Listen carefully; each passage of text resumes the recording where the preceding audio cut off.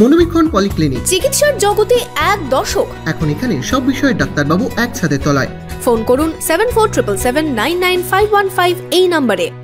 জলঙ্গির কালিকাহারা মেহেদিপাড়া এলাকায় নাকা চেকিংয়ে উদ্ধার হলো বিপুল পরিমাণ ফেন্সিডিল।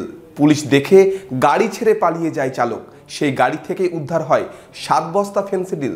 বহরমপুর শহরেই 4 star deluxe premium hotel with luxury and comfort golden retreat.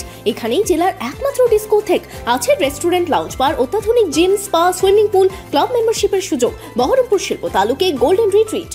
জলঙ্গিতে বিপুল পরিমাণ ফেন্সিডিল উদ্ধার করল পুলিশ। পুলিশকে দেখে 4 চাকা গাড়ি ফেলে পালায় পাচারকারী। পুলিশ ওই গাড়ি থেকে 7 বস্তা ফেন্সিডিল উদ্ধার করে। পুলিশ সূত্রে জানা গেছে, জলঙ্গি থানার পুলিশ কলিকাহারা মেহেদিপাড়া মাঠে নাকা চেকিং করার সময় একটি 4 চাকা গাড়ি দ্রুত গতিতে ছুটে আসছিল।